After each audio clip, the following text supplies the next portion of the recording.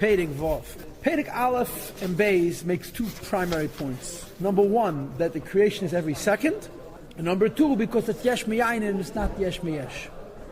And because creation is every second, because it's Yesh Miyayin, not Yesh Miyesh, therefore there is Hashgacha Pratis and miracles not like that because Perek Gimel and Dalet make another point. And that is that Hein Gvura Isav. That just like it takes the Eibishter to create Yesh Miyayin, it takes the Eibishter to create Yesh Miyayin in a way where he's concealed. The end of Perek Dalet and Perek Hey, the way the Rebbe interprets it, and without the Rebbe it doesn't make one bit of sense, is saying that the Gevura is not just helping Chesed create, the Gevura is the creator. And as a consequence, when the Eibishter makes a world, and in a way where there's his almos, there's a concealment of the Eibishter from the creation, the concealment is real. And therefore, even a Yid like Moshe Rabbeinu, is a saga of Nevuah, is tak only in Bria, not in Atzilus. It's only in Netzach V'Heid, not Chassid Gevura. It's only in Gan Eden, at the end of the page, it says, there's a shtickle gili of Atmos. And over there also, he has to explain how it could be.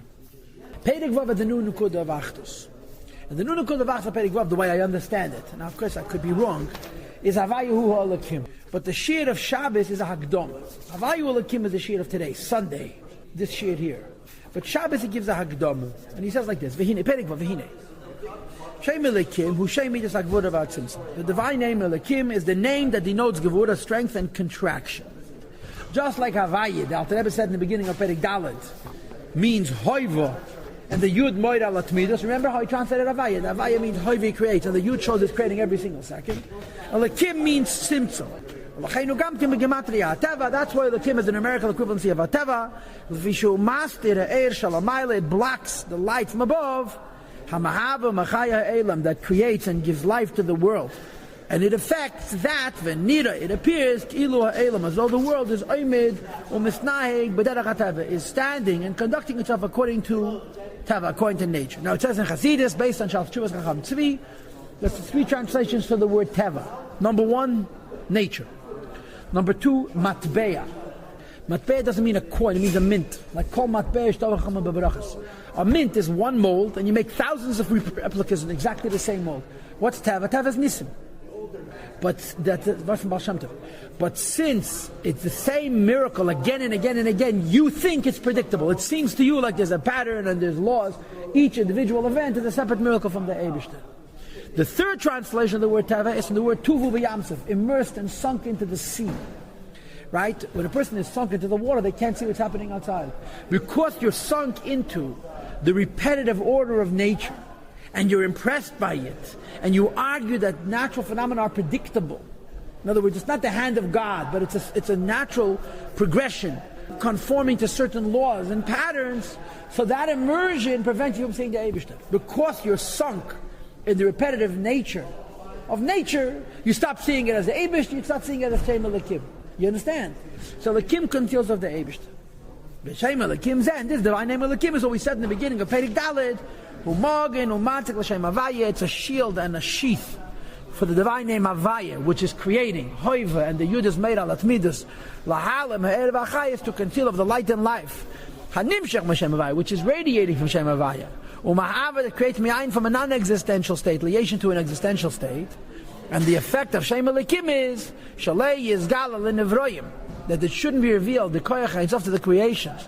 Because if it would be revealed to the creations, then we would have what's said in the beginning of Perek Gimel, that we is battle b'metzias, to become nullified in the metzias. And now here comes the Nekudah. V'arei bechinas Gevura zu, v'tzimtzum hazeh gam ken bechinas chesed. This Gevura, the fact that Hashem is hidden and concealed, is the greatest act of chesed. You know why? Sha'olam yivna bay. Because it creates the world. If the Eibishter would not conceal himself from the creation would be him, or at least the Eitzis of the Dvar Havaya, the Eitzis of creation. It wouldn't be a world.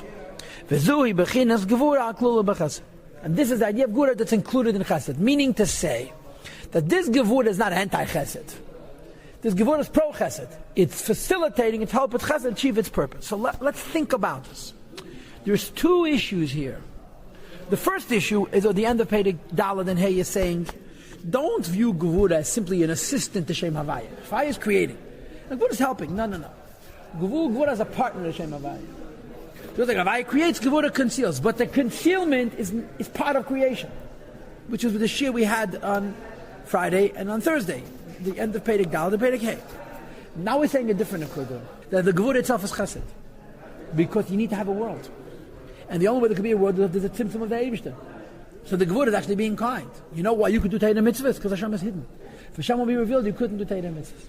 So now we're saying an Eidel Lerevot. In addition to saying that in order for the world to live, Hashem has to hide. In addition to saying that the hiddenness of the Eibishter is also a reality, and not just helping Havaya create, but they're collaborative creators, they create together. Now we're saying a different word. They're actually one and the same. The Tzimtzum is Chesed because it allows the world to exist. There's kindness in Tzimtzum. I would say it more basically that really all the midas are one, is the point. In other words, you're going into the individual midas Chesed or Gevurah. Is this the essence of Gevurah, or this? No, this is not really Gevurah, but there is, in Gevurah you can have a level that's not real Gevurah, it's a Chesed. Again, the lashon here is mashma that this is not real Gevurah. Right. But I don't think that that's the pshat and Tanya. I think the pshat and Tanya is to say that all the Esses Sfiras are one. He's not saying this particular Gevurah is Chesed, as opposed to a different Gevurah. He's saying that because we're dealing with Sfiras, and there's no such thing as separation. If two midas work together, since we're dealing with Sfiras, they're one. And the raya is this. What's the raya? That the Gevurah is an act of Chesed. You follow? You understand? And this leads us to the Nu Nekudah. The Nu Nekudah is the Inyan of Avayahu Alikim. This is already the Shir of tomorrow.